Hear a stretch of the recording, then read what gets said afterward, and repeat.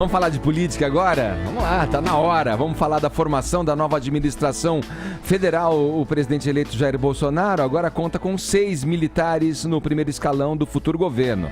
Hamilton Mourão, o seu vice, Augusto Heleno, Carlos Cruz, Fernando Azevedo e Silva, Marcos Pontes, o oficial da Aeronáutica, e o Tarcísio de Freitas. Entre os cargos ocupados por eles estão os Ministérios da Defesa e da Ciência e Tecnologia. Vamos a Brasília conversar com Zé Maria Trindade. Esse número ainda pode aumentar, tendo em vista também, inclusive, aquele teto ali imposto a princípio de 15, depois 18, agora talvez 20 ministérios. Bom dia, Trindade. Isso, muito bom dia, Edgar, bom dia a todos. Olha, Edgar, estudos internacionais mostram ali que até 23 ministérios a administração pode andar muito bem. Nunca 40, 50 como era no governo da Dilma, porque aí não dá nem para fazer reunião e nem mesmo receber todos os ministros. Hoje o presidente eleito Jair Bolsonaro teve um café da manhã com todos os ministros indicados. São 14 ministérios indicados até agora. E destes, pelo menos 7 têm ligações com os militares, né? São 5 militares, de fato, no primeiro escalão do governo, mais o ministro da Transparência, Wagner Rosário, que é formado na AMAN, Academia Militar das Agulhas Negras, era tenente-coronel do Exército, e aí ele saiu, fez um concurso e foi para a AGU, Advocacia Geral da União, e hoje é ministro atual e confirmado para o futuro. Um militar, e ele tem orgulho, inclusive, disso. Agora, tem também o ministro da Educação, Ricardo Vélez Rodrigues. Ele é professor emérito dessa escola de comando do Estado-Maior das Forças Armadas. Então, pelo menos 7 ligados aos militares que estão no primeiro escalão do governo. É muito, incomoda alguns e considerado natural e normal para outros. Não se trata de um governo militar porque seria uma exigência e o comando seria das Forças Armadas, não é. São militares porque são próximos ao presidente eleito. Edgar, eu fui fazer uma entrevista com um deputado de Minas Gerais, aí num determinado momento ele perguntou, você bebe, Zé Maria? Eu falei, de vez em quando. Aí ele abriu lá o armário dele, cheio de cachaça e de uísque e tal. Aí ele falou, eu não sei por quê. Todo mundo que vem me visitar me traz uísque ou cachaça de presente. Aí eu olhei para ele e falei assim, deputado, se o senhor fosse evangélico, o senhor ganharia Bíblia de presente. Então é mais ou menos assim, o comandante é militar, é lógico que o meio dele é militar, e ele está levando militares para o governo, não é? Tenho certeza que você perguntou para ele, Trindade, e aí, você tem uma taiobeira aí pra gente dar uma bicada? Língua solta.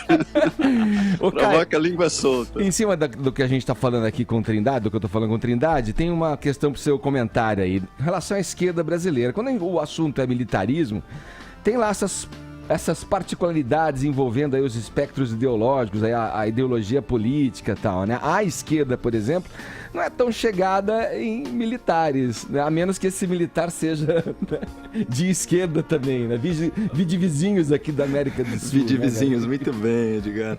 Bom, a classe política, né? Acho que é a elite cultural, acadêmica, a mídia, em geral, né? Todo esse establishment, todo esse mecanismo, ele sofre de uma ressaca crônica, né, do regime militar, né, uma longa ressaca, uma ressaca aí de décadas, né. Quando havia aí uma hegemonia de narrativa, uma parte dessa, ou seja, que a grande mídia ainda controlava a opinião pública, uma parte desse receio ainda era transferido para a população, mas hoje em dia o que a gente vê, né, eu peguei aqui uns dados do Datafolha desse ano, né, a população ela reconhece as Forças Armadas como a instituição mais confiável no Estado Democrático de Direito. Olha só que interessante, fazendo a comparação, 2%, né, dos brasileiros confiam muito nos partidos políticos, 2%.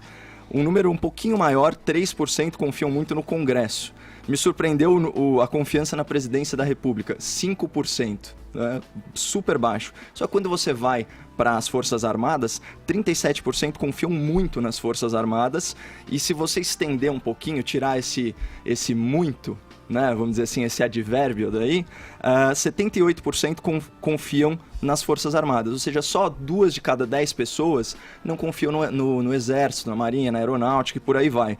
Então, além de ser uma questão de coerência, porque o Bolsonaro na campanha falou repetidas vezes que até 50% do ministério, né, do núcleo duro do governo, poderia ser ocupado por militares da reserva. Então, além de ser uma questão de coerência, isso reforça a popularidade do presidente. É uma obviedade. A gente tem o primeiro comandante em chefe que está rompendo com a tradição da velha política, do presidencialismo de coalizão, do toma lá da cá e de lotear o ministério entre os partidos políticos.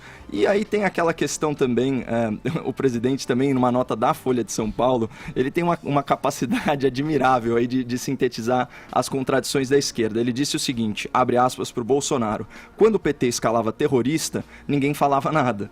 E de fato é verdade, a gente pensa aí, sei lá, no Zé Dirceu, no Genuíno, né, os caras que participaram da luta armada, tem até nomes do PSDB que vieram dessa militância armada, né, como o Aloysio Nunes, nosso atual chanceler. E aí fica aí um convite para a reflexão do ouvinte, especialmente aquele que por algum motivo sente que as suas liberdades individuais estão ameaçadas. Como que você se sentia quando a Dilma era presidente? A nossa ex-presidente impedida, ela participou de uma organização terrorista chamada VAR Palmares, né? Então, Vanguarda Armada Revolucionária Palmares, era um grupo armado, roubava, sequestrava, torturava, matava. E assim, nas palavras até do Eduardo Jorge, do Fernando Gabeira, quem lutou para instaurar uma ditadura no Brasil foi a esquerda armada. Quem queria promover controle social da mídia e puxando sardinha para o nosso lado era a candidatura adversária. Então, assim, é de certa forma um contrassenso a gente se sentir ameaçado por um governo civil que recoloca os militares da reserva, né, na discussão, enfim, no cenário político, sendo que há alguns anos a nossa líder política era uma ex-terrorista.